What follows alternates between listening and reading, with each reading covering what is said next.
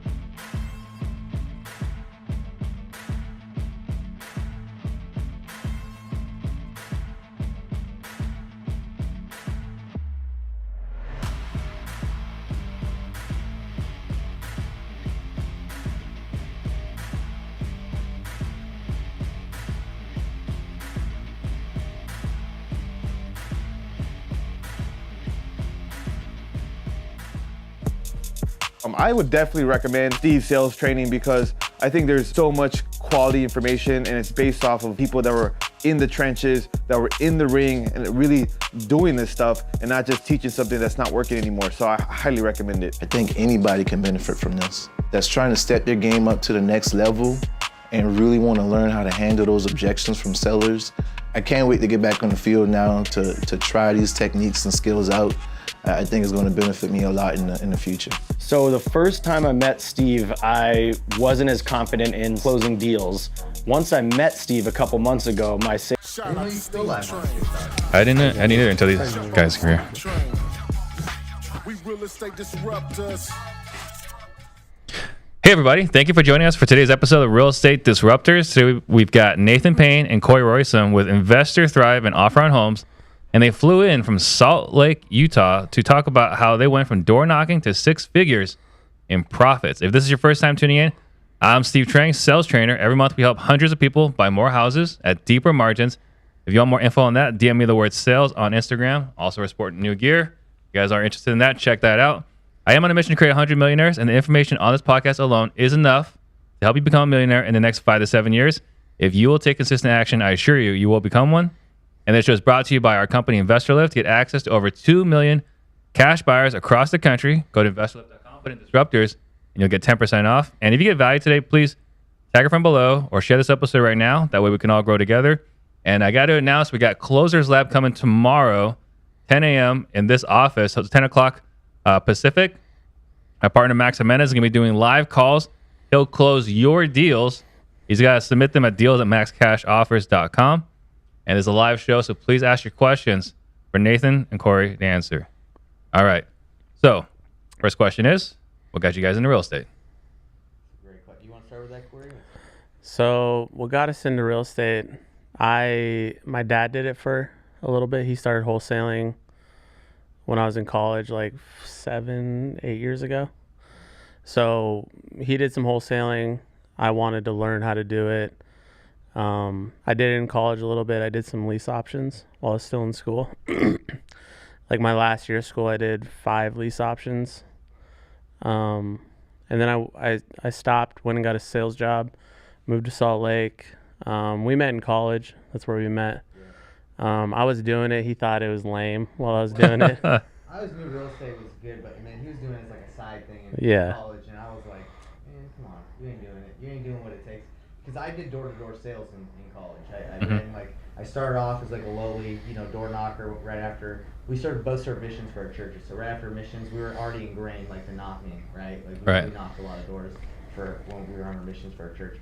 So after that, got into door-to-door, was selling Dish Network. I did that for like 4 or 5 years and grew like a sales team. And we would sell Dish Network, door-to-door, satellite TV. That's a lucrative business. It is. I've heard there's really good money in that business. It is. You build teams, you get overrides. So I was doing that, and as I was doing that, I was trying to convince him. I was like, Kory, what you doing over here trying to lease option properties and come with me. Let's sell some Dish Network, door to door. And he was looking at me like, come on, you don't know, So after I graduated, I was doing door to door, but I didn't want to move around because it's like it's very seasonal. You got to go to somewhere in the summer and sell with the team. So I reached out to him and I said, hey, what, you still doing that real estate thing? Let's try that. So he got me interested in real estate because his dad did, and he was doing college. But now I was kind of done with the door to door. I was like, let's do it. Let's start that business. So your dad was doing this. Yeah. Where was he doing that at? So I grew up in Missouri. I'm originally from there. What part of Missouri? Just outside of St. Louis. Just outside St. Louis. So he was already doing it, and he was doing it successfully? Ish. It was working. He was doing deals. So he started out doing flips. Okay. And so he was doing flips. He's a doctor, and so he did flips on the side, and I would help him with flips. And then he was really interested in wholesaling because, it's really appealing, especially if you are just hearing about it. So he got into wholesaling, and he did some houses in St. Louis, not a ton. Yeah. But eventually when we started doing it, we would ask him questions. Like we found out he didn't know like as much as. Well, I knew he didn't know a ton because he didn't do a ton of deals, but he'd done they did like a handful a month. Yeah, but supplement his income. He was a doctor, so he was doing all right. Right. Yeah. Yeah, he was fine. And I think he had it run with I think St. Louis, that market was a lot easier to find properties. but Yeah. buyers for them was difficult. And Yeah. having to wholesaling in Utah when I first started, finding properties for us was a little bit more difficult, but Really hard. buyers, not a problem. So BYU? Where do you guys go to BYU, college? Idaho. BYU Idaho, it's like the sister school. We didn't actually get into BYU. That one was a little bit more prestigious, so we went to BYU Idaho. Okay. So, but you were still wholesaling at this, or you were wholesaling on the So- side in school. So my dad started getting into it like a year and a half before I was done. And so I started learning it. And then I moved back out to school after, like in between semesters, moved back out, and I started doing it with one of our other friends. And the last year or so of college. So this is like 2015, 2016. Did you graduate college? Yeah. What the degree in what? Business marketing. Okay.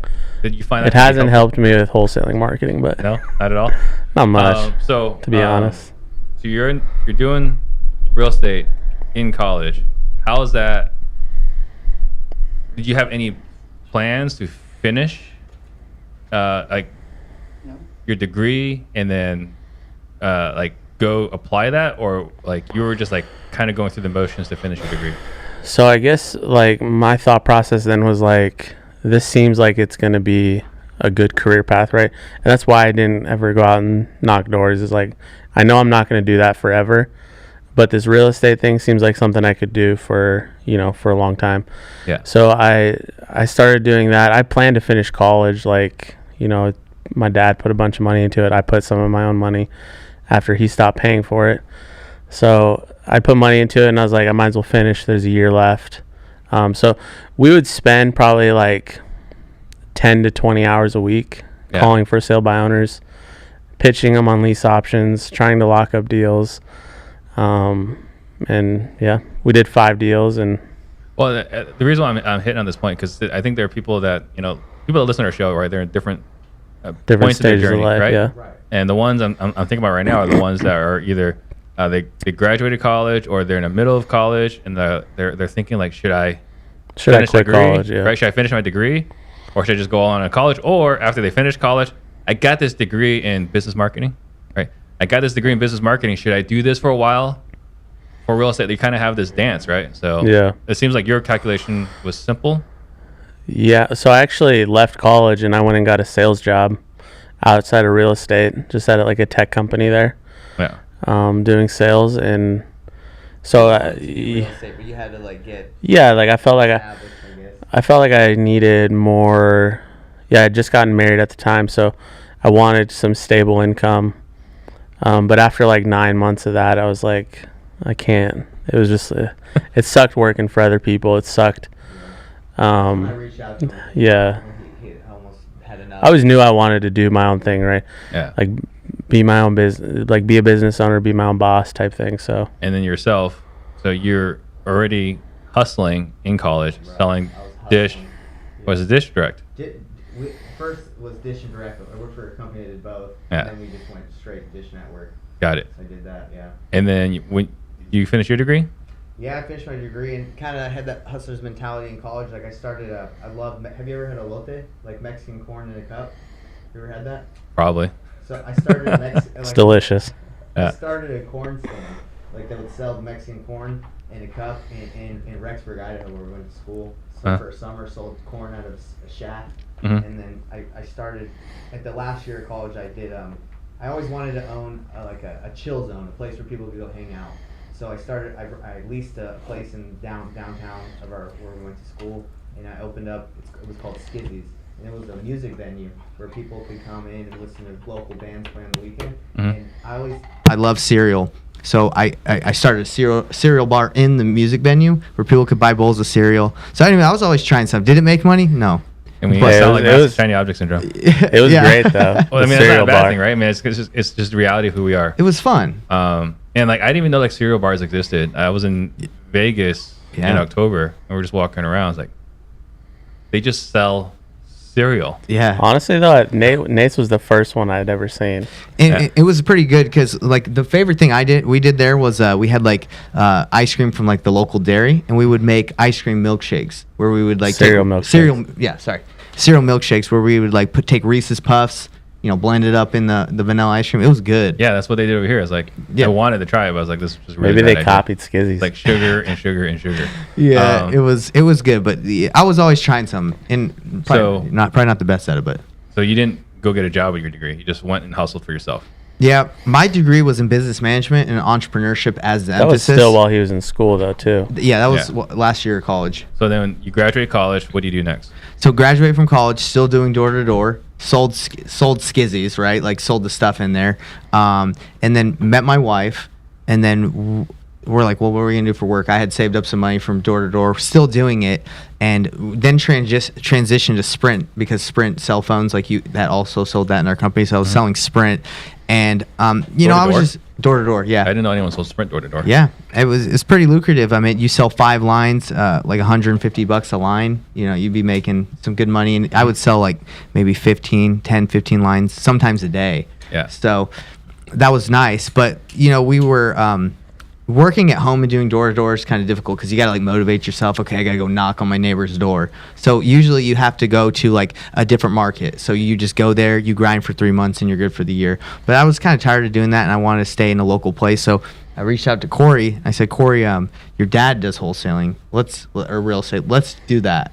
And I kind of pitched him on it because I was like, hey, I'm making good money on Sprint. Let's do that. Let's start a door knocking team here and do the real estate side on the side. And then eventually our heart wasn't in the door to door, so we had 3 recruits that would go sell door to door for us. Yeah. And they'd be like, why aren't you guys going to knock? And we'd be like, because we're going to do some real estate. You guys go do it. We're your managers. And then eventually they caught wind of that, and they were like, we don't want to go knock if you guys aren't knocking. So we just shut that thing down and went all in on real So I estate. think there's an interesting lesson there, right? Because you think that if I pay you to go door knock, you will go door knock. That's not how it works. That's not how it works. So, I think the thing with them too is they weren't having much success at it, Yeah. and because they weren't seeing that, then they were started blaming us. Door to door can be a big learning curve. I mean, you got to meet the person, break down barriers, overcome objections just right at the start. And if you don't have that thick skin, then sometimes people don't want to go. So I'm gonna take a wild leap of faith here and guess you guys are Mormons. You nailed it. All right. So what we've noticed is that selling religion door to door for 2 years, you can sell anything door to door. Bro, that's the hardest that's sale what they'll out there. say, If you yeah. can talk to someone about Jesus, we love Jesus, but people just don't want to really talk about it. Even if they believe in it, they're like, hey, I don't know what you believe. Let's Yeah. not. So we did that for 2 years, and he was in Uruguay. He did it in Uruguay. I did in Portland, Oregon. So how much did that translate into wholesale? For me, it's work ethic. I mean, for 2 years, we had a strict schedule where we'd wake up at 6:30 every day, go out, proselyte or prospect, right? And that's just kind of taught you after the 2 years that you can do anything because you did it for 2 years. Right. And you're kind of out there on your own, so you gotta take all the initiative to do stuff. So you gotta figure out you plan your days, you plan out what you're gonna do with your time. KPIs. They give you a schedule. Yeah. But you really it's up to you to plan what you're going to do with your time. And so learning how to take initiative and take action, figure out what you're going to do to accomplish your goals. Those were big things that I took away, at least. Anything as far as sales that translated well? Talking to people. Talking to people. After my mission, a no did not shake me, right? It doesn't bother you because you hear no 1,000 times a day. So that's what translated. I always like talking to people, right? I felt like I was decent in communication, but the mission taught us, learning how to connect with people, seeing people from their points of view. To listen, because they're really big on empathy, listening, and that's something huge because at most sales training they teach you you kind of want to convince people you on the mission, and even further sales training you teach it's all about listening and looking how you can help people win-win situation and stuff like that. Okay, so let's talk about how you guys found your very first deal. Oh man, cold calling. Donald was our first deal, right? Cold calling on an expired listings list. Just hammering that thing And with Mojo. What year was this? 2018. 2018. Okay, so you're going on Mojo Yep. and you're calling expired listings. How are those conversations going? Not well. Honestly, I don't even remember any of them besides that. I remember Besides Donald. I remember, I would never cold call at this point. It would always be face to face. So I remember getting a little flustered sometimes when people would get upset with you. I would get a little heated, and everyone in the. So what had happened is, me and Kory we had the single cell phone our first like 2 months, and we were just calling maybe 10 people a day, thinking we were. Honestly, that wasn't even 2 months. It was like a couple weeks. And we were like, this isn't gonna work. Yeah, and we thought, okay, let me call some for sub owners, and that was enough action. But obviously, as we go further, dude, we weren't doing anything. Yeah. And then we networked with a broker in Salt Lake City that we're just trying to find someone that we could team up with or use their workspace. So we networked with the broker, and he said, hey, come use my office. Any deals that you get from cold calling on my dialer, if they don't want to sell for cash, let me list them. So that was kind of how he was going to help us. So at that point, we didn't even know what Mojo was. We didn't know anything about dialers or lists. But he put us in there. He just sat us down, and we would call all day. And that's how essentially we got our first All right. deal. So first guy, expired listing. Mm-hmm. Why did he agree to sell to you guys? It was a good story, but I think because we were persistent. Yeah, we were.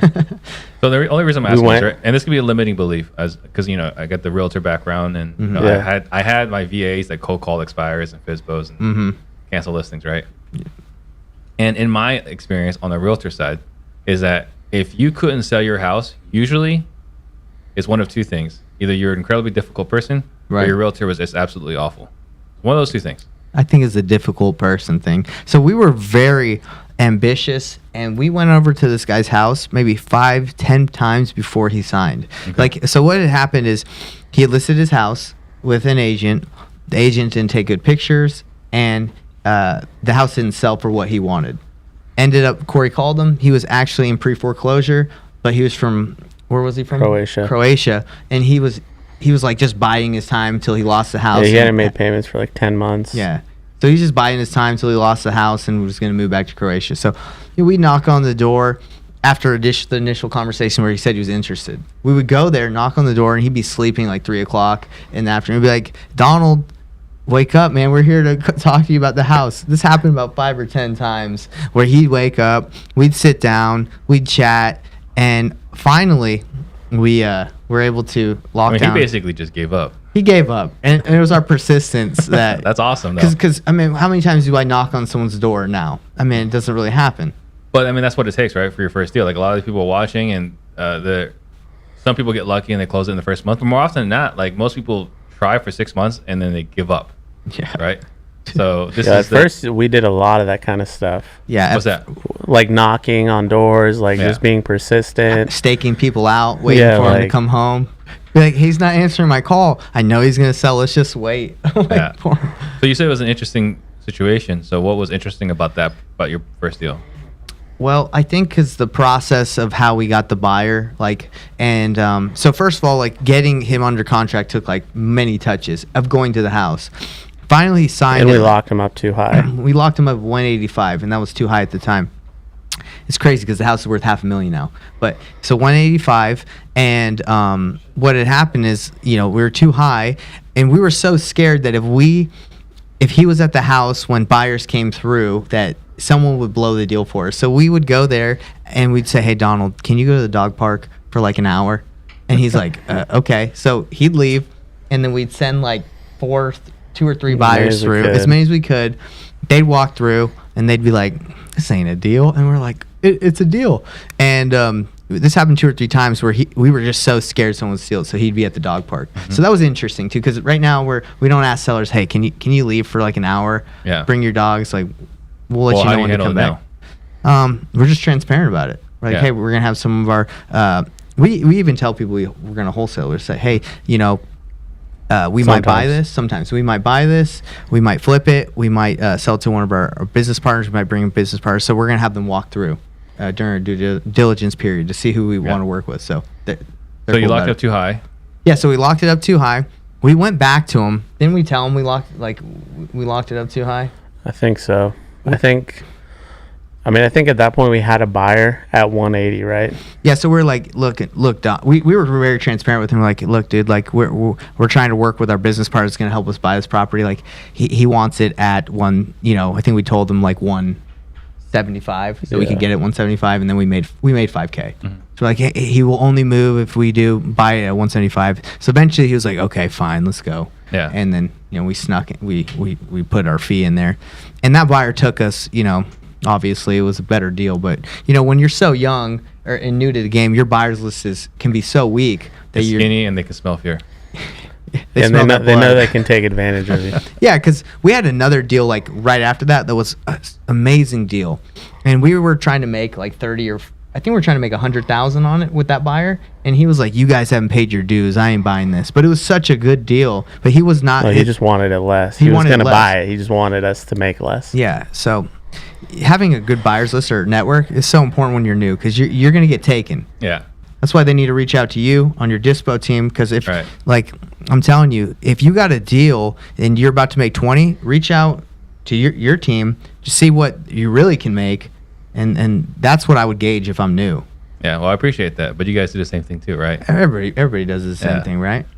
So then what were some of the struggles? Like, you guys are now doing deals, right? You guys are on Mojo, which was a big tool for a while. Yeah. No longer competitive.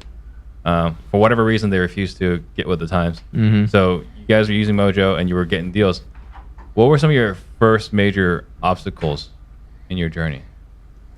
I think scaling, growing, because as soon as we made that a couple checks, we tried to hire a team.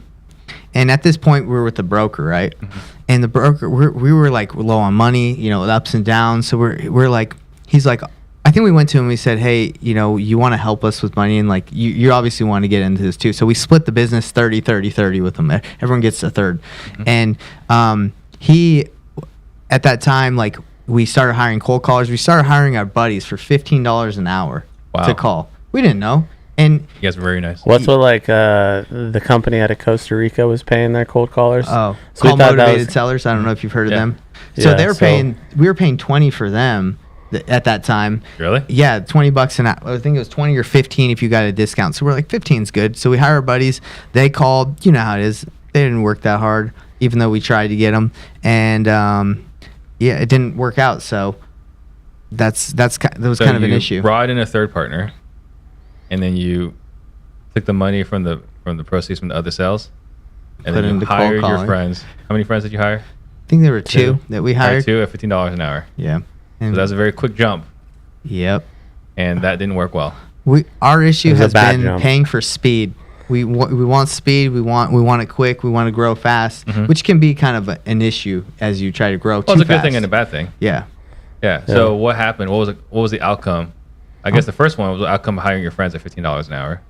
I don't think we got a deal from it. Get any deals? No, and we spent all our money. How long did you keep them? About 5 months. All right. And they were part time, by the way. They were 4 hours a day. And then I don't even know if it was that long. To are be you honest. guys still friends? Of course. All right. We never burned the bridge. And then what was the consequence of bringing in a third We split. How soon after the partnership? After the cold calling guys got fired. So what had I happened? think we agreed to the partnership. So we agreed to the partnership, and then he put in some money because we had spent our money in other marketing. Well, actually, so after the 5K deal, it took like another 5 months to get our second deal.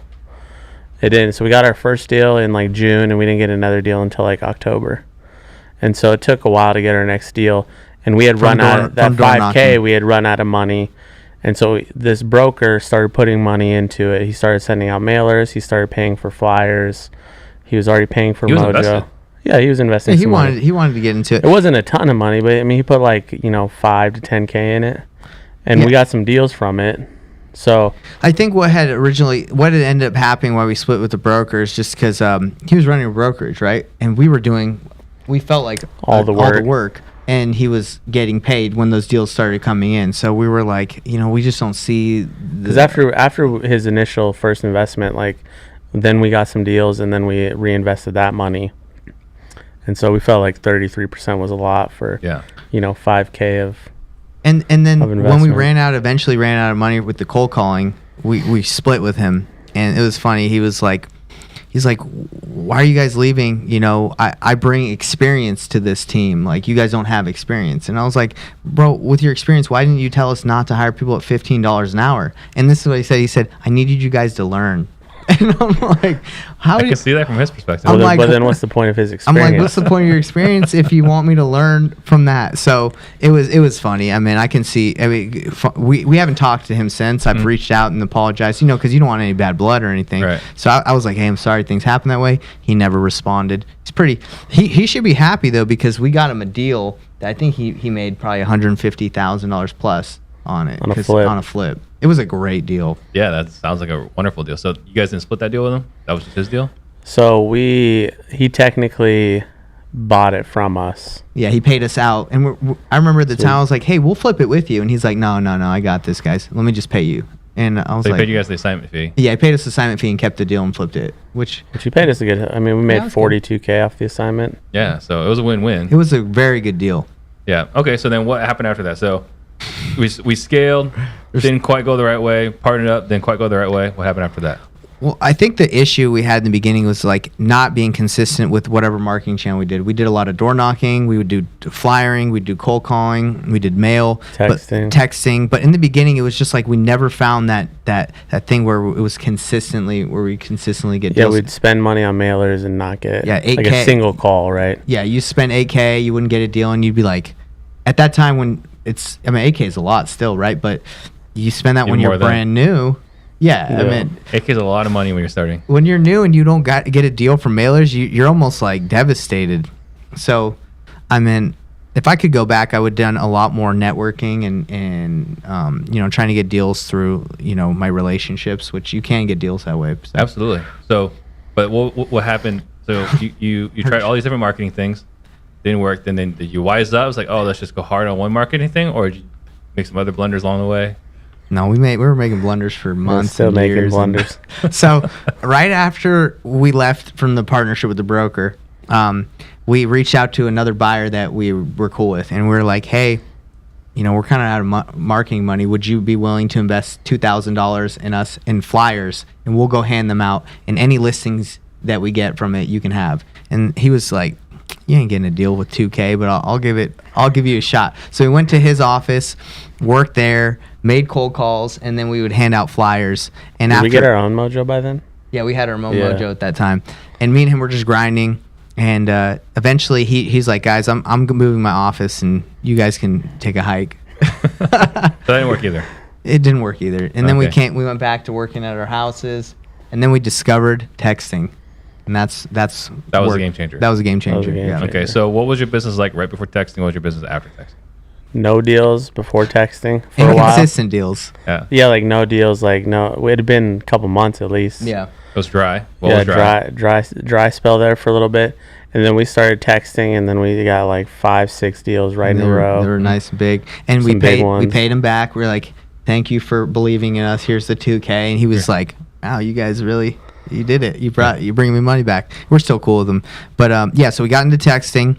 This is the part of our journey where we weren't good at buyers still. We were just good at acquisitions and acquiring properties. So we reached out to a wholesaling company in Utah, and these guys dispoed all our deals for like a year, and for like a 70-30 split. They were just we were feeding them. We're like, hey, yeah, man, we this were is making more from them than we would have, like Just doing with our ourselves. own Right. buyers. So it was like a no-brainer. At So the we time. kept doing that, hired an acquisition guy, got an office, things were rolling. And then I think we got to a point where like, man, we're giving away a lot of money. We can get buyers. And I think I reached out to them and asked them to lower their split. And then they were like, no. So then I found out someone in the network that had their buyers list and had been building their buyers. So I bought that from them for $5K. And then we were selling deals at that time, our Got own it. deals. Yeah, the list was huge for us. It was like So- the biggest deal. So texting was the big milestone, Yeah. and the next big milestone was having your own buyers list. Yeah. Yeah, having our own buyers list we made so much more money. Honestly, it blew me away that it was like so easy to sell deals with the list. Yeah, so that's just a quick plug for Investor Lift, just in case you guys are wondering the importance of a buyer's list. It is huge because like when you got that 3 or 4 buyers that you met on Facebook, they're going to take you to town. Well, not just taking it Most down. of the time. It's the same thing you have a contractor, right? If you only have one contractor and you get the same bid from him every time, his price just gradually Yeah. increases. Yeah. And the buyer's price gradually gets lower. Yeah. So you have to have multiple buyers. If you don't, If you can get eventually as you're many gonna price it buyers up. to show up to a showing as possible, you're gonna get a good price. Yeah. Well, that's If you only got Brandon's 2 thing, or right? 3, That's like Brandon Simmons' go-to move. yeah. Get everybody, just people that are not Open even house. looking at the house, just people to show up, right? Have people Yeah. walking Yeah. through. I've gotten texts from him. Hey, you want to check out this house? Or what? It's like, just come on over. Just come on over, man. please help me. There'll be some Subway subs. There'll be some sliders there. So, all right. So the next big milestone then was getting your own buyers list. So you bought it from another investor, Yeah. 5K. 5K. And I think that's something, right? Like if you guys wanted to get a buyers list, I think 5K, that's what investor live charges. But you can always collaborate, right? I think list swapping is something that a lot of newer Yeah. wholesalers do as well. So, I mean, there's creative ways to build a buyers list. And you're talking about the importance of the buyers list. Yeah, I mean, at that point, we knew the importance of it. And since then, we've just been growing, building it up, right? So who's building the buyers list for you? I think everybody in the company is always like trying to network, but You guys don't have like a designated like Dispo guy or Dispo like or designated like relationship person?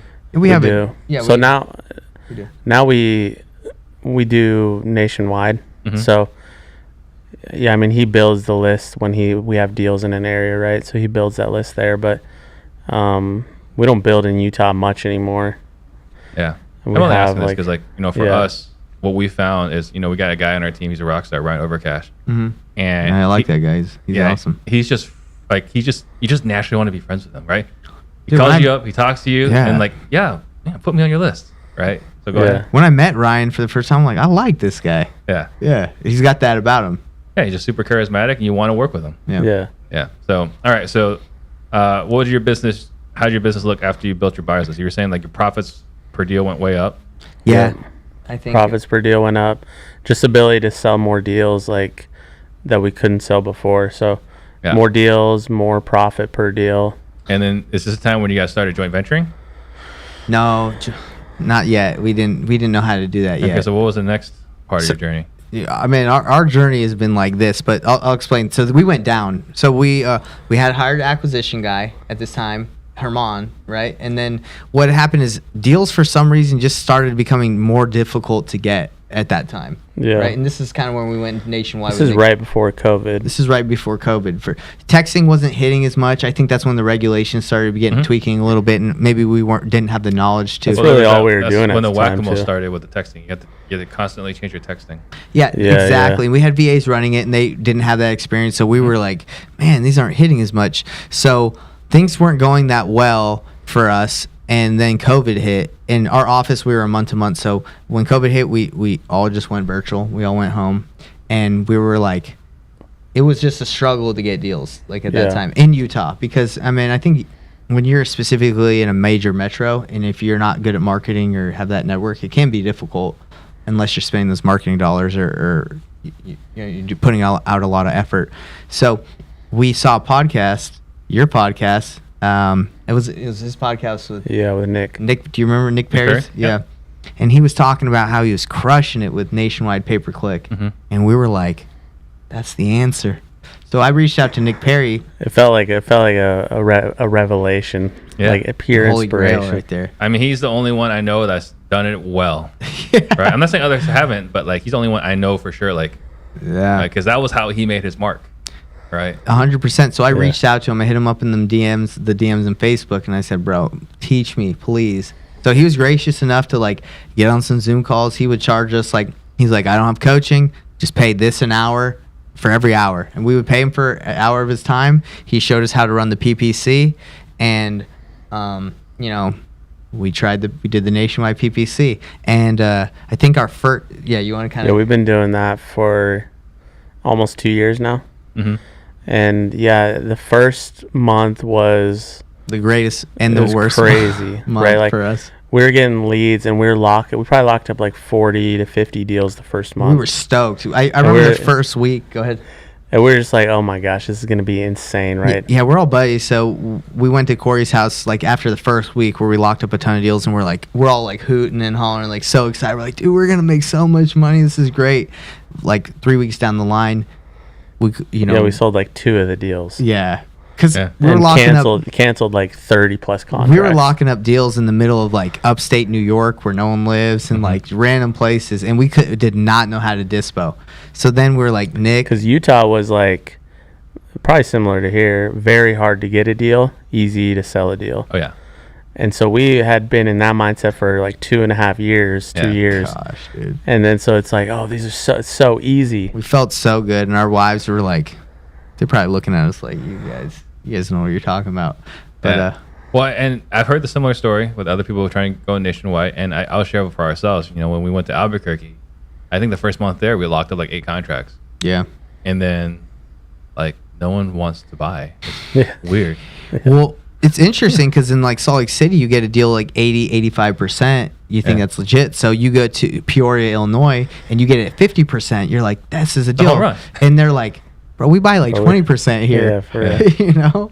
Or Yeah. we don't even want it. You know, Yeah. that's on the train tracks or, you know. So, but we reached out to Nick. We said, Nick, how are you doing this? How are you dispoing these deals? And he's like, so he sold us his buyer's list, which had, you know, thank that was nice of him to do for a lot of money at the time. So because we thought it would solve the issue, Yeah. but that's an art as well. Is dispoing is an art. Yeah. So we thought having because the 5K list had solved our problems before, we said, you know, this giant list is going to solve our problems.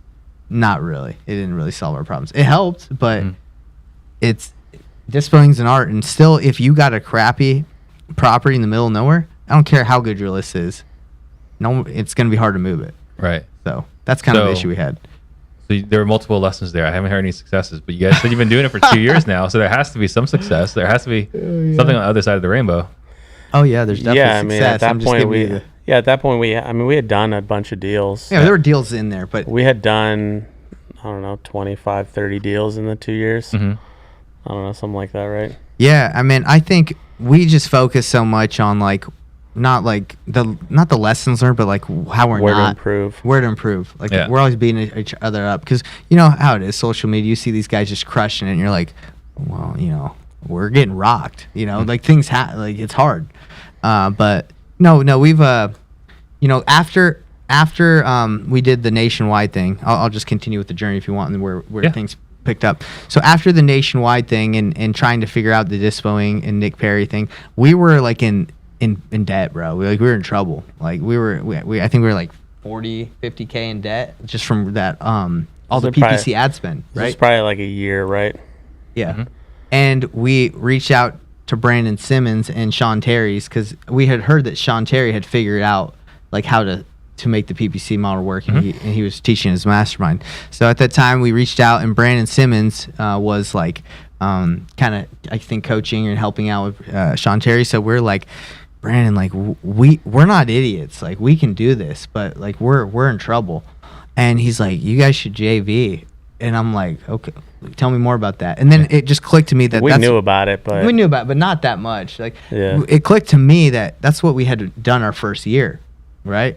So then I got on Facebook Marketplace Messenger. I just lit everybody up. So who's got a deal? I'll help you move it. We got Nick Perry's buyers list. We'll move anything.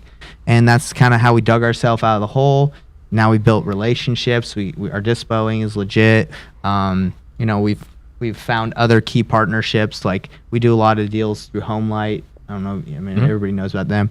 And we've just increased other marketing channels. So because of like JVing, this is how JVing saved, I believe, our company, is because sometimes there's up and down months with wholesaling when you do paid marketing. Sometimes they'll hit big. So you need to let, you know, other things to kind of supplement. Yeah. That's kind of like what had helped us. Well, and JV is the most profitable model. It You is, might not yeah. make as much, but there's we very don't little spend that cost. much either.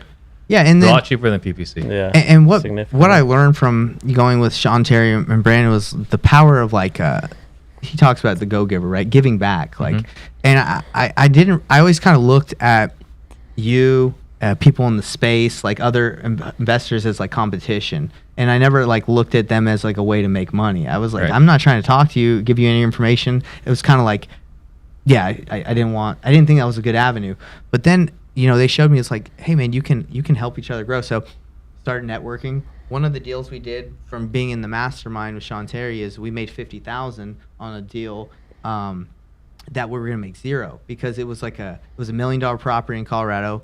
It was a really weird situation. The tenant was like a bodybuilder, had tats everywhere and like diamonds in his cheeks, and the landlord that was selling it was so scared of him, and nobody wanted the property. But someone in our mastermind was like, "I'll take it on." And we couldn't get into it to show it, tons of problems. So having that relationship got the deal done, because the guy that we sold to ended up going knocking on the door, and the guy's like, "Yeah, I'll leave. I just didn't like the landlord." So that taught me relationships, get deals sold, right? And networking and working with people and helping people succeed is going to help you in this business, other than looking at competition. So from that point, joining that mastermind, things have just gone way better. So just a quick tangent here. You talk about the bodybuilder. So I was, doing this by myself for a long time. And I remember I went to this appointment where the guy's house was like 240, and I was like, "I'll offer you 180." And like, he's a bodybuilder. Like, he's like way bigger than me and muscular. He says, "No, you're paying 245. I was like, like, you know what? Let me think about it. Let me get back to you on that. I'll get back to you. I was like, man, if this guy's like assaults me, like, I'm gonna be completely defenseless, right? Like, there's not very many guys where that I'll look and it's like, man, I'm in trouble. But that guy, he could have been roided out or whatever. I have no idea. But I was like, did you pay the 240? That's a real question. No, it's like, I'll get back to you, like Monday. I'll give you a yes or a no. That's hilarious. You call him back? I called him back. It's like, yeah, I saw it 180. But over the phone, I was a lot braver. Of course. Yeah, always. In text, he's even braver, right? Yeah. That's awesome. So I want to talk about, you called Nick and you called Brandon. So first, just, we're comparing notes here. What was Nick charging at that time per hour? Because I charged an hourly rate. He was charging $500 an hour. I mean, that's a really nice guy. Okay, good. I'm gonna leave my number alone. Yeah. Okay. We thought that was a lot, because we talked to him a lot, but he. So the other question is, like, a lot of people are reluctant. Apparently, especially, it kind of sounded like you had some scarcity mindset, right? So a lot of people are reluctant to reach out to an expert or someone else that's having success and paying them. So was there any reluctance? No, not at all. And then what gave you the comfort to reach out to him, to Brandon, to Sean? So I'm never reluctant to reach out to anybody, because I'm not asking them to give me something for free, ever. Like, I'm never like, "Hey, Nick, will you teach me just because I'm a cool guy and I'll work really hard for you?" Yeah. No, I'm gonna say, "Dude, Nick, I'll pay you for your time. I know your time is valuable." Like, I'm willing to. Yeah, if we felt it was valuable, we were more than willing to pay. But you weren't offering to buy him coffee. No, not coffee. Maybe a little hot chocolate. Hot chocolate. Yeah. But yeah, so that's when I reach out to people, I feel like I can benefit them by giving them, like, paying for their time or giving back. Like, I wouldn't reach out to someone if I didn't feel like I had any value to give to them. So never reluctant to reach out, because I'm willing to do whatever it takes. And if they're like, "Look, man, I'm super busy and I don't have any time for you," hey, I get it. Yeah. Yeah. So you guys just had your biggest month ever. Yeah. 200 plus. Mm-hmm. If you could break that down for the audience, what does that 200K look like? How many deals? So it's nine deals. Mm-hmm. I think it was two wholetails, and I think the rest were wholesale deals. So nationwide. Yeah. Seller direct, joint venture. I think one of them was a JV, a small one. Oh yeah, one of them was a memorandum of contract that we released, because the seller went around for us, and they paid us to get out and negotiate. And then the rest were whole JV, memorandum of contract, and then two wholetails, and then the rest were of the 9 were wholesale. Direct to seller. Was that all PPC or texting? If we were to break down the lead sources or channels. Couple cold calling, couple home light. Texting? I don't think so. Cold calling and home light. We just restarted. So we stopped PPC. Yeah, we stopped it because it got a little out of hand with the areas, and our ad spend got a little crazy. So we had messed up our campaign so bad that it was like there was no coming back. We're not like the. Then we started over, just barely. So we restarted it. Yeah, I mean, marketing is always an ongoing thing. I think ebbs and flows. You got a guy with a marketing degree. I wish it helped. I really wish it helped. This guy's marketing But degree. my come on. marketing degree has not helped me at all. I think, no. All right, so I want to jump into the questions from the audience. Before we do that, guys, our sales training is next week. If you guys want to check it out, we literally train hundreds of people per month. If you guys want to get in, figure out why so many people are buying sales training from us, go to disruptors.com/salesdisruptors. And let's go ahead and jump into the questions over here. So from Facebook, this is Lane. With the many entrepreneurs you've spoken to, do you think there's a book on self-development that you should absolutely read first that was shared between them? So I guess for each one of you guys, which is like your number one self-development book? You know what? This book, I love this book, and it's called The Slight Edge. It just talks about doing small, simple things daily, consistently. Is that Brian Tracy? I think so. No. Which is it? Honestly, I can't remember the author. I can't remember his name. It's But, not Brian Tracy. There's a though. lot of books that are like it, right? The One Thing, all that stuff. It talks about, the small, simple things that you don't see giant results from immediately that make the difference. And I think that's something I've learned as an entrepreneur is developing a healthy mindset, mentality, making offers consistently, marketing consistently. It's like, you got to do it consistently or, you're not going to see the results. And that's, I think as noobs in the beginning, we go hard cold calling for 8 hours one day and be like, but then we couldn't do it again. The next day we're spent for a week. So it's all about the consistency. Yeah. And I think just to that point, the fine edge, I think that one thing I've noticed as an observer is we have to do so much in our operations now to get the deals that we get. And I think it's so hard today as a solopreneur. I'm not trying to be discouraging. Just bro. The reality is there are so many levers and places where your system can break, whether the lead came in and for whatever reason that day, the call rail didn't work. Or the Zap. Or the Zap didn't work. The APIs are falling apart, or your lead manager didn't call it. Salesforce broke today. Yeah, someone's calling us. There's so many things. So you're talking about the slight edge.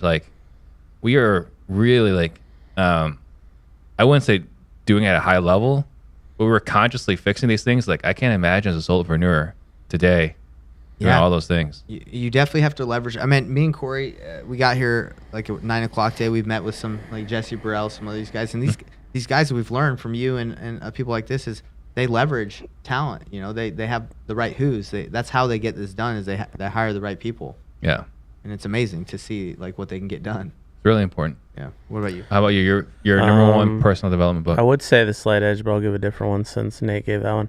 I'd probably say The 7 Habits. Yeah. I really like the 7 Habits. Just kind of mastering yourself, in the first 3 habits, and then learning how to be, exist in win-win relationships and create value in relationships and, synergizing and all that stuff. I think, learning how to, master yourself and then also how to, create great relationships. Yeah. Think and Grow Rich. I don't want to go too deep into other books, but Think and Grow Rich is great too with mindset. Yeah. I love that. Yeah, I mean, I think it's one of the best books, and amazing. A lot of people really struggle with that book. Struggle to read it, you? With that particular book. Really? Not reading books, but that particular book. That's the one that most people they read it and they can't get through it. That book's amazing. Yeah. So Lane's asking how that lists in our blog. So Lane, if you we'll definitely put that list up. I know that we compiled it. We need to update it. So if let's see, I think Mon's listening to this. So if you guys send me a reminder, I will definitely post that list on our blog. Raylan White's asking, if you were to start over from scratch today, would you cold call or text? Neither. Yeah, man. I mean, to be honest, if I started myself over again, I would become the guy who flips.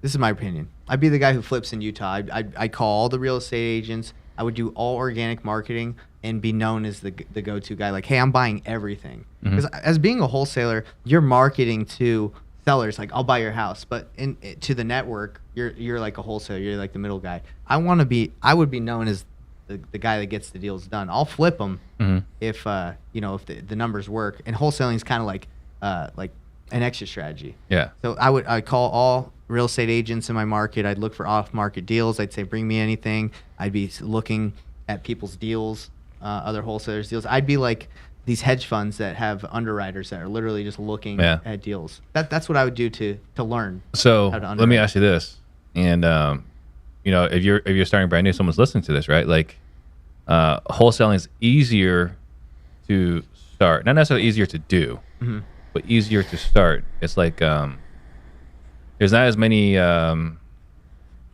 don't need capital. There's no risk, right? Yeah, there's less risk, right? Whereas flipping, like, if you've never done a flip before, like, how do you get the loans and this and that? So what would you do?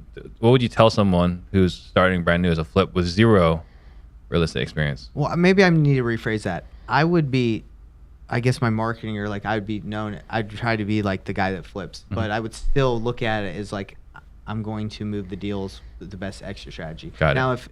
Now if it's like, if it is the best to flip it, I would get partners involved. Like, I'd reach out to you, or I'd reach out to someone and be like, hey, I have this amazing deal I'd like to flip. Would you like to go in on me, or hard money, or private money? And then most likely we're going to just buy the deal from them. Yeah. So. And then James Cook is What's Homelight? What's Homelight? It's just like a lead gen source. They run commercials, they run online advertisement, and they sell leads to realtors and investors. Yeah, and you can, if you qualify, they'll give you leads for you to buy, right? You're not supposed to wholesale them. You're supposed to buy them. So we use them as to buy. We've done some flips from Homelight, but sometimes, we wholesale them. Yep. And then Peyton Burks, since you guys are nationwide, what is your criteria for getting into a new market? What's the criteria? If the lead comes in from that market. No, I think. Well, when you're doing PPC, right, like, you're in enough states to make the leads cost effective, right? So you want to, so basically, you can't control where the lead comes in at. So, but we have specific states that we don't target, like North Dakota, West Virginia, South Dakota. So Illinois. For him to answer his question the way I would answer is, just has to have enough like major metros, like I guess interest, like where people would want to. You want to target where people will buy deals. So, People don't buy deals in West Virginia, from our experience. Really? Well, they probably do, but they not probably like, do, but we've tried to sell 10 or 15 there and have not been able to sell any. In Dakota, I've never heard anything about Dakota. So North and South Dakota, not the funnest. Well, I mean, if you run a pay-per-click campaign and for the statewide in South or North Dakota, you're going to get a lot of stuff outside of like the major cities there. So it's just going to be a waste of your funds. Has your PPC campaigns always been more regional versus localized? No. So when we first did it, we used Salt Lake City? Yeah, what was that AdWords company? Nerds? AdWords Nerds. To do our PPC. And we did it just in Salt Lake, and we got some deals from that. Yeah. Then it got really expensive. It started getting like $400 a click. My understanding is that Salt Lake is the most competitive market for PPC. All right. In case you guys didn't know. I feel like, I didn't know that, but you got I knew Cody that. Hoffman there. Yep. You got Jason Lewis there.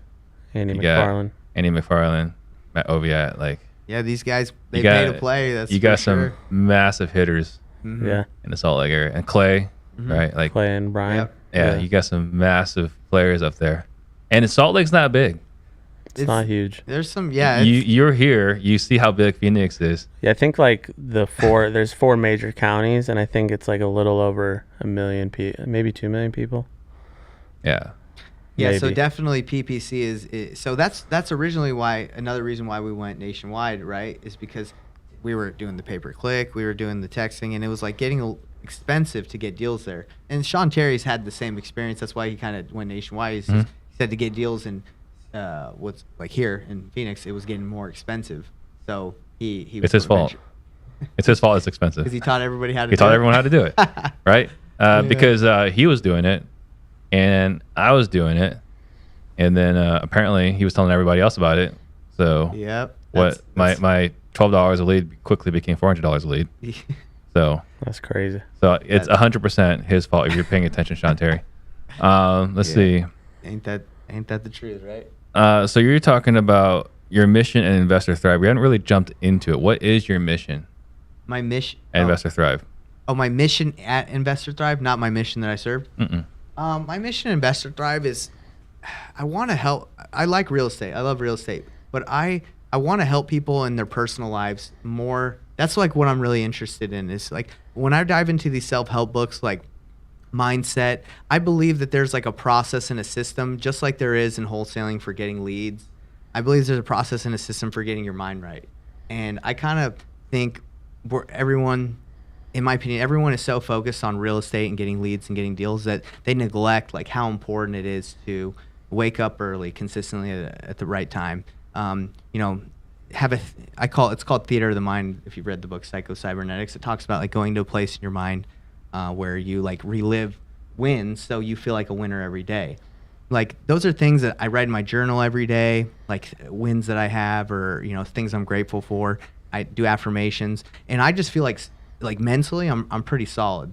But that's something I want to kind of do as the mission of Investor Thrive, is not only help people succeed in their real estate businesses, but in their personal lives. Because at the end of everything, real estate's great. If you own 100,000 like rentals, that's great. But if your personal life, your relationship with your family, God, or religion, if you're into that, that's like, in my opinion, that's more important. That's why we're here. We're here in this life to develop relationships, help people, grow, give back. So that's the mission. It's a big mission. Anything you want to add to that? Yeah, I mean, just create an impact in people's lives, right?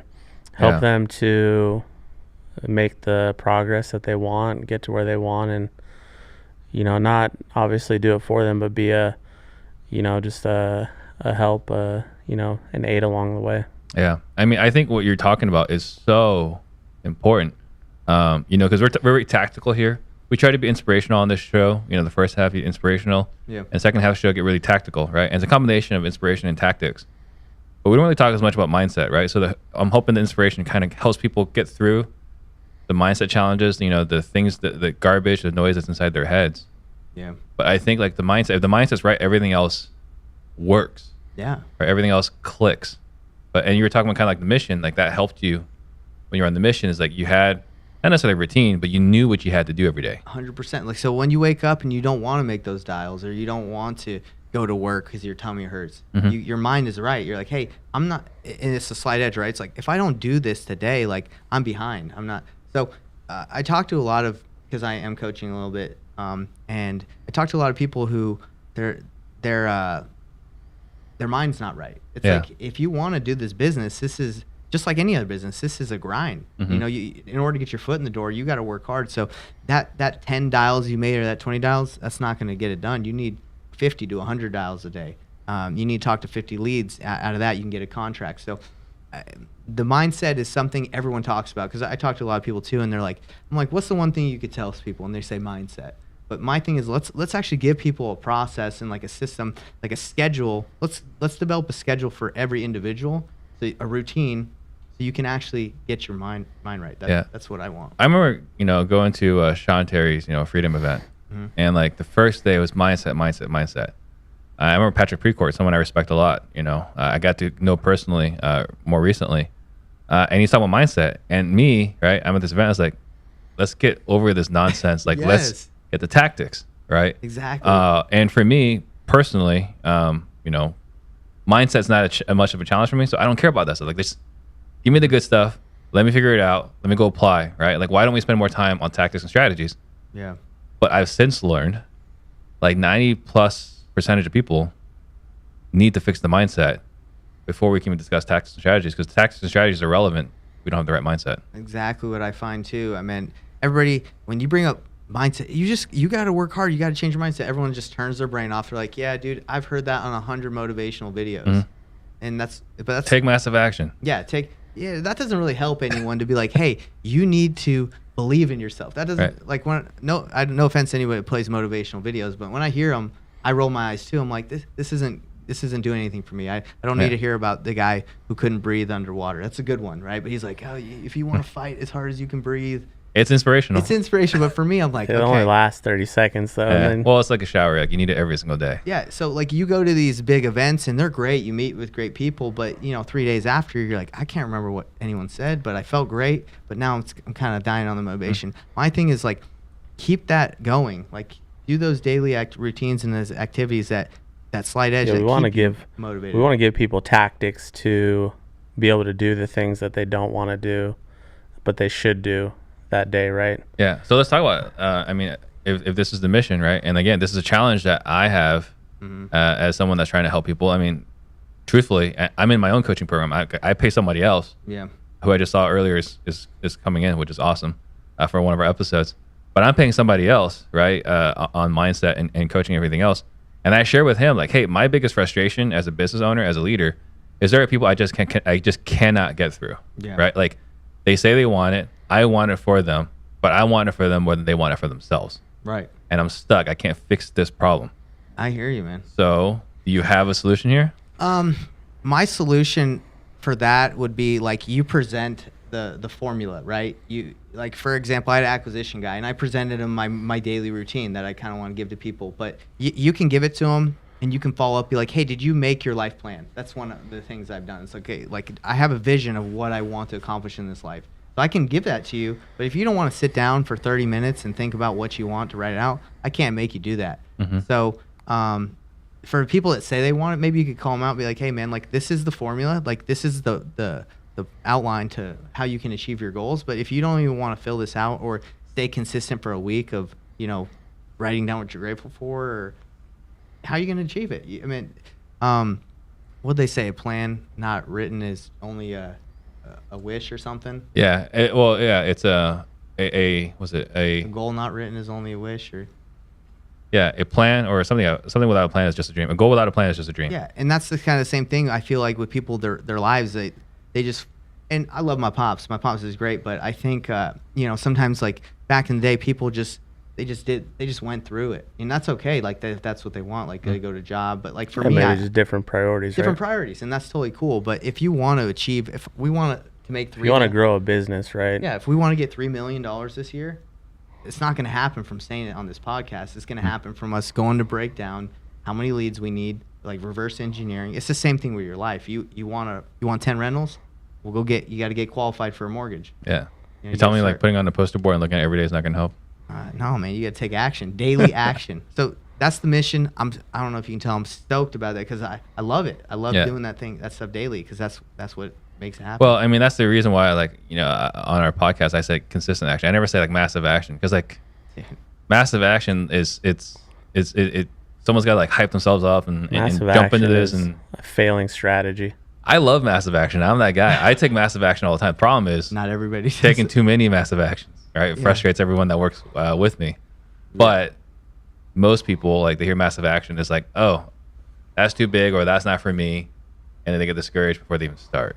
Right. So that's why I'm always preaching consistent action. Like, we can all be consistent. Yeah, because the person who makes 5 offers a day every day and never quits doing that is going to get more deals than someone who makes 20 offers in one day and then takes a week-long break. Right. And that's kind of it's rusty when Monday comes back around. Yeah. And that's kind of the issue I feel like with a lot of the wholesaling, like acquisition reps that you hire, like they'll go hard and then they'll get a check and they'll relax or they won't go as hard. It's like, nah, give me that VA, give me that virtual assistant. Maybe that it will be consistently on that phone on time every day, just working. Because that's how they're built. They're built to do that. It's more reliable, something you can count on. And we actually had this with our own team many years ago. Was that we had these guys, and they were responsible for this many dials a week. We've changed it right now; it's per day. But for a while, it was per week. And on Monday, it's like, hey, what happened last week? Okay, Tuesday, hey, are you gonna hit the phones? No, I'll make it up on Thursday and Friday. Hey, on Wednesday, hey, like, where are we? It's like, I will hit it this weekend. No one does. Or if they hit it on the weekend, they hit it once ever. Yeah, bro. And it never consistent. Well, real quick, I want to say this. So I learned consistency through door knocking too, because my last 2 years of knocking doors, I never zeroed out, which means you never go out on the doors from like 11 to 9 and not get a sale. And that was because I never stopped knocking doors. Like I would knock on doors, someone didn't answer, I'd keep going. If I made a sale, I'd keep going. Like I'd keep going door to door. Never took a break. I'd have like a granola bar, but I'd be eating while I'm walking. And the thing is, like, how did I do that? Like that's pretty impressive, I guess, in the door-to-door space to never not sell a door for every day that you went out. It's because the consistent door knocking. It's apply to anything you want. You want to be a boss at anything, lifting weights. Yeah. You lift those weights daily, baby. So I showed the during our quarterly planning for this coming quarter. Well, for the quarter we're in now, I showed our acquisitions guys like what we would have made if they would have each just made like 8 offers a day, and we would have like made like a little over $1 million in the quarter. Mm-hmm. You know, instead we made like right under 300K. Yeah. So like, it's just that little stuff. Like we could have made $1 million based off like how many offers we made that quarter, how many got accepted, how many we sold. We would have made $1 million just with like It's a just few math at this more point. offers a day. And I think when you go back to like how do you do that? I mean, I think that's the hardest thing ever. How do you keep people consistent? I think that's why people are successful and other people aren't, because they master the consistency and the action. Yeah, it's tough. So Payne on YouTube, how deep are you trying to get your deals? Deep as the abyss. So we start. Do you cater per market or? Every market's different. Like for example, St. Louis is going to be like 60. We don't do the 60, 70, 80%. We have a deal calculator. I'm sure most people do. And you got to basically know what kind of spreads people are trying to make in those markets. So for example, in Salt Lake City, Utah, a flipper is trying to make 10 to 12% of the ARV after it's flipped in profit, right? So, you know, they're not trying to make that in St. Louis, right? They probably want to make for dealing with that. They're probably trying to make more money on on flipping. So we kind of understand that Midwest, they're not trying to, you know, buy at that. You know, they're trying to buy deeper discounts so that, you know, it's not. I mean, you just got to start low. Like if you want deeply discounted properties, you got to start your first offer, or the range you give them, you got to start it low. Like our acquisition guys will do this all the time. They think that the seller is only going to accept this amount, so they start where we're going to make like 15 to 20K. But if you want big deals, like you have to start way lower than that. Yeah. And when you get someone that says yes to that first offer, that first like range you give them, that's how you're going to get big deals. Josh wants to know, coming off your biggest month, 200K, how much you guys spend in marketing for that month? Like right around 30K. 30K. And then Payne, you guys mentioned you guys do offer coaching. Do you guys have coaches yourselves? We will always. We've done a have lot of coaches. coaching. The thing that I like about coaching and helping people out is like I practice what I preach. Coaching is awesome. Like it helps a ton. We've paid for a ton of coaching. Yeah, we spent over 100K on coaching. Like either we're gonna be in higher level masterminds as we go, and you're in Collective Genius, right? I am. Kory Boat, right? I'm gonna try and get in that, man. Yeah. I mean, maybe you might not let me in yet, but I'll get in there one day. But that's what I'm saying. Like you want to level up. Because that's what I think purpose of life is constant progression. We're here to always be learning. So to answer his question, yeah, we got coaches. I mean, you got to get around people with common goals, right? Absolutely. So, and then Alberto on YouTube, and I think this is a mindset question, right? So what is the incentive to the homeowner to sell to a middleman like a wholesaler versus directly selling to a flipper or listing with an agent? What is the benefit? Mm-hmm. Why would they go with a wholesaler versus a flipper or an agent? Well, you know, this is the process. My sales process is I present options, right? So I'm never like, I kind of feel like the benefit is I'm going to present them the options they have available to them. So that is the benefit of working with me, is like I'm not trying to push wholesaling or like a certain strategy on anyone. It's like, hey, you know you can list this, you know you can flip this, you know you can sell to me and it can be done. Which one's best for you? And I can guide you through that way. Or maybe we can get the listing, you know, if we refer it. So I think the benefit is as you become an expert, you can give them that information to help them make the best decision possible. Yeah, and so I think, Alberto, again, I think there's a mindset question or a belief, right? Is that why would they do it? And the reality is if you're a resource for them, you're helping them you're out of a bad spot. They want the person that's going to help them out of a bad spot. They're not necessarily looking for a specific type of person. Yeah. They're very nice of Brandon, right? Brandon Simmons loves the red shirt. Only a master in sales can move from a black shirt to a red shirt. Appreciate that. You gotta give me a shirt like that, brother. Well, I gotta talk to the team. Yeah. So Payne, do you have a script for acquisitions? You know, when you're calling, do you have something that you use, or Kory? I guess, and in the hats that you guys have worn, who's done more acquisitions? Who's done more dispositions? So I've done more acquisitions. So the way Kory's teaching so we have a virtual assistant, Virtual acquisition guys. virtual acquisition guy that's in Colombia, Mm-hmm. the expatriate. So they have specific scripts, right? But like for me, because I've done so much sales training, like Franklin Covey, all this stuff, door to door, like I do have a script, but I more look at like I present them their options and see what's best fit for them. But in order to teach them that's high level stuff, right? Mm-hmm. So yes, script. As you get better, I think you gotta like learn more tricks. Yeah. So what is your general script or flow, or maybe the beginning of your conversation when you're talking to a seller? Because you guys are doing this virtually as well, right? 'Cause you're nationwide. Yeah. Yeah, so I mean, introduction, you know, this is Kory with Offer on Homes, got your info from blah, blah, blah, you know, introduction. Then we set the stage about the call, like how long it's going to take, kind of what we're expecting at the end of the call. Mm-hmm. And then, you know, gather info about the house, gather info about their situation, motivation, any expectations they have as far as the sale of their home, timeline, condition, asking price. Yeah. And then we're like, hey, well, we're going to take this to underwriting. It's something we want to make an offer on. We're going to go to underwriting and put together an offer. And then we call back with a pre-closing call range is what we call it, where we give them, and that's where like I say, like, let's start. And this is the job of the underwriter, which I underwrite a lot of stuff. And then I have another guy who does a lot of underwriting. Mm-hmm. We start them off this is recent because we just switched to kind of virtual acquisitions, or I guess VA acquisitions. We just started, so we have them give a pretty low first range, because if we want a big deal, like, which we want big deals, Mm-hmm. we got to give a low range. So we give a pretty low range and we see if they're in that range, in that ballpark. And then we come back and we put together a final offer and email it to them, get them on the phone and present it to them. Got it. And we kind of go with negotiations. We kind of use the underwriter to go back and forth, Right. to, you know, Underwriter's a bad negotiate guy. price. Yeah. This guy in back Evil corner office. underwriter. Yeah, and Yeah. that process is great.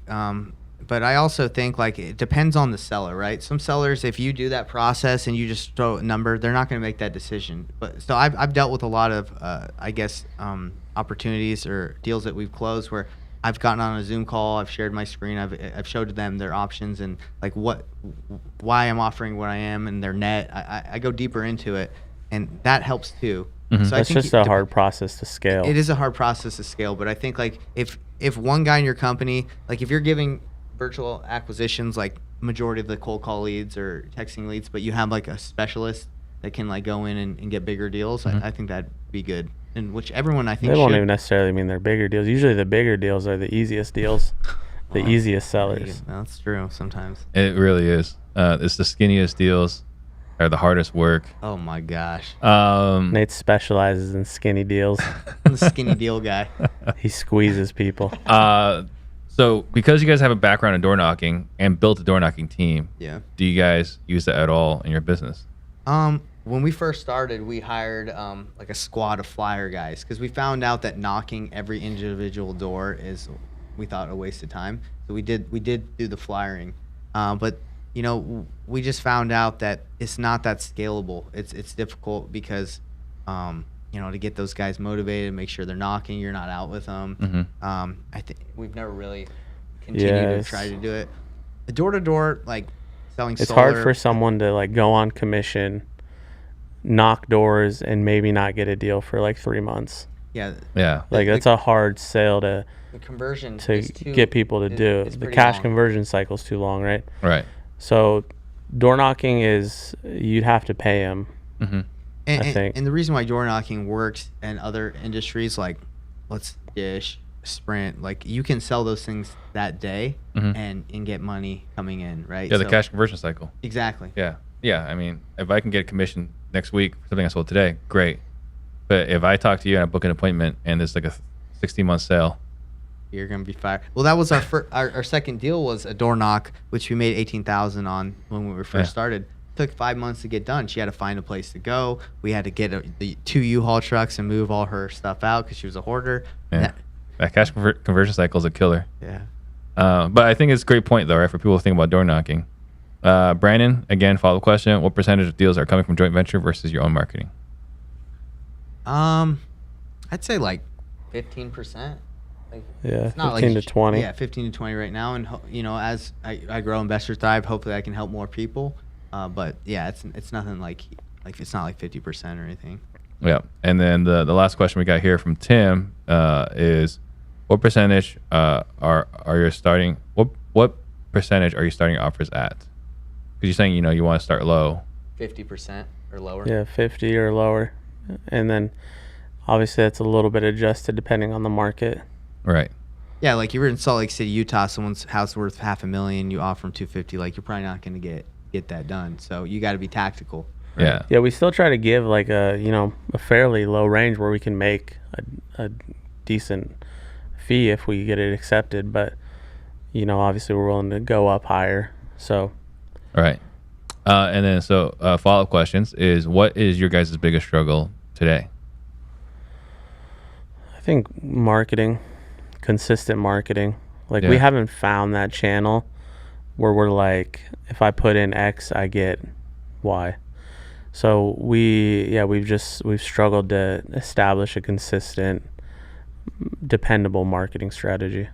Yeah, and mine is I'm sure you have the same one. Is like death by 1,000 paper cuts. Like as an entrepreneur, you think everything seems urgent, right? Mm-hmm. You're like, oh, let me get to this, or this just popped up. I think like putting all that aside and really looking at like, hey, this can wait. Like someone just for example, someone called me and we're chatting. Like they can wait, right? Mm-hmm.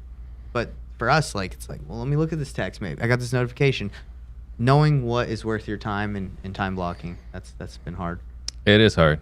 So a challenge for you, because this is something I've been doing for a few years now. It's a game changer for me. My phone's not do not disturb 24/7. Mm-hmm. Right? Like my mom calls me, like going to voicemail. It's not personal. I'll call her back later. Yeah. Right? Like when I happen to check my phone, I see, I got a voicemail. I'll call back on my own time versus. So what do? You put everything to voicemail? Everything goes to voicemail except do not disturb. Do not disturb. Everything goes to voicemail except for my wife and the guy that runs the team. Right? That's it. 2 people. Everyone else goes to voicemail. You have the setting. Do you have an iPhone? I have an iPhone, so now it's just silent. So when I had the Android, everything was do not disturb. Now I just have it, like it just doesn't ring. Like my phone never makes a sound. Yeah, because that is crazy. Like if I had all the I do there's different modes like focus mode, do not disturb, like you saying. If that thing was not turned on, I don't know how people function. Like that's crazy. I have no idea. Honestly, I don't have that issue. Like not looking at notifications, it just doesn't. Even when they're ringing, you just let it go. Well, it is on vibrate, so. Okay, yeah. So I don't have vibrate, and like actually got really upset with my daughter, right? Because she set her ringtone for notification superpower. My superpower. That's a good question. What do you think, Nate? What is Kory's superpower? I mean, I think Kory he's been gifted with the ability to not be shook, if that makes sense. Like, this man does not get rocked easily. Like, I can see that. Like, if I was to push him right now, like, and get in a confrontation, he'd probably still be cool, Yeah. So that's been remaining calm. Remaining calm. I think that's been huge for our business. Is like we've had highs and we've had lows, and I'm like, Kory, like I'm getting the reaction, like I'm feeling it, and he's like, we're gonna be all right. Having that has been nice. I see a lot of similarities here as far as the emotional range. Yeah. I think that's a superpower. It is absolutely a superpower, right? It's something, because if you got a partnership, someone's definitely got to be the rock. High or low, someone still needs to be the rock. That's the rock right there. Yeah. The Roisum rock. What about you? I think my superpower is, I don't want to say like caring, like I'm a super caring guy, but I really want to I want the best for everybody, you know? Like that I don't know if that's a superpower, that might even be a weakness, but I really like I think a lot of superpowers are weaknesses. Yeah. Well, I think I'm looking for that win-win. Mm-hmm. I really want to, like, if it's not going to benefit you, like, I don't know if I feel that good about it. Right. Yeah. And last question before we wrap up is, what is the greatest lesson you have learned? Greatest lesson I've learned. From being around such high level people, like yourself, and being in the space, the greatest lesson I've learned from everybody is, if you surround yourself with the right people, you can grow to their, you can get there. Mm-hmm. Because I saw your podcast, 2 years ago, and I was like, that's amazing, Yeah. And I started surrounding myself with people like you and in this industry, and I realized, like, these are awesome guys, but they're human. They just are taking the right actions. Right. So I've learned that if you want to be like somebody, surround yourself with people like that. Yeah, there's we hear about other people we want to reach to and catch up to, whatever, and we have in their head, like, we got to connect with them, we got to associate with them. In reality, the wonders of audiobooks or books and podcasts like this is that we can see inside their heads without even getting to know them, Right. naturally or not naturally, but like, in real life connection, right? You can hear how other people think. So like, I love hearing stories about Elon Musk or, adversity that these other people have faced, because like you can hear how they overcame challenges, and it's inspirational. Yeah. Versus like, most of the people we went to high school or school with. Yeah. I agree. Yeah. Yeah. Kory? The question was the greatest most important thing I've learned. Mm-hmm. Greatest lesson you learned? I would say don't try to do everything yourself. Like, bring in the right people. Like, having the right person that you bring like a task or a role to is like, can save you so much time and effort and pain and heartache and all the bad emotions, right? Yeah. Like, Speaking from personal experience, for sure. Yeah, getting the right who. Which experience was the one that really drove that in for you? Too many. Yeah, I don't even know where to start. I guess, like, and I still haven't done it with marketing. Like, I'm not a good marketer, and I still struggle to market. I don't like it, and I'm not good at it. Don't ask me why I chose it for Say you need to go get a refund from your university. I guess I just had to choose How much something, is that? right? That 8K degree. It's very inexpensive over there. It's like $1,800 a semester. Wow. Yeah. That's really reasonable. Yeah. It is very Coaching cheap. in this space it's a lot more than our college costs. All right, so that's what I'd say. I want you guys to think about the last message you want to leave the listeners with while I make a couple quick announcements. Guys, if you have value today, please like, subscribe, share, comment. It helps us with the algorithms, which helps us reach more people, which helps us create more millionaires, right? So I'm asking you, I'm pleading with you guys here, please hit the like button. And then we do have our sales masterclass next week, disruptors.com/salesdisruptors.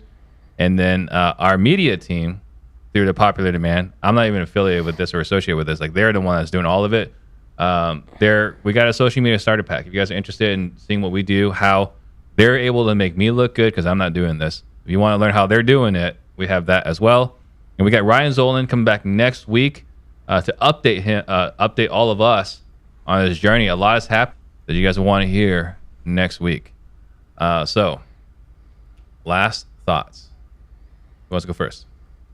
Subscribe. You I'll better go. do it. I'll go. So my last thing would be take consistent action. Like, especially if you're new, like, go out there, work hard, make offers. Like, learn how to make offers. You don't get deals. Nothing happens till you make an offer.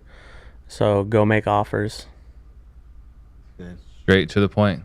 Yeah. Like, it's like the Bill Belichick thing, and I think that might be the personality thing, right? Just do your job. That's how it is, He cuts it straight. So one more time, what was it? Last Message thoughts you you wanna want to leave leave? the listeners with? My message would be like, put in the consistent action. You can make it in this business or anything you want in this life. That's what I really got to say to you guys. Anybody can do this. I'm no different. Kory's no different. Like, we've met a lot of the top producers. They're guys, and they work hard, but you're no different. So start your journey today. And we failed a lot. I think we've talked about that on this podcast. Failing it sucks, but it's great. Like, we've learned a ton, So don't be afraid of failing, because that's how you learn. And, you know, I look at all the failures I have and it's all good. So take action. Failed your way here. Failed my way here. If someone wants to get a hold of you, how would they do that? I have my YouTube channel, Investor Thrive, or if you just type in Nathan Payne, you can reach me through that. Facebook, I have the Wholesaling Real Estate Mastermind Facebook group. You can hit me on Facebook. Poppy Payne is my Instagram. I know that's a lot, but just hit me up on any of the social media channels. I'll hit you up. Kory? Same. Just Kory Roisum on Instagram, Kory Roisum on Facebook. You know, you can get to me through the Investor Thrive stuff too. So Awesome. Perfect. I'll shake your hands later. Thank you. Thank you guys for watching. See you all next week. Been an honor. see you guys. Shout out to Steve Trang. Jump on the Steve Trang. We real estate disruptors.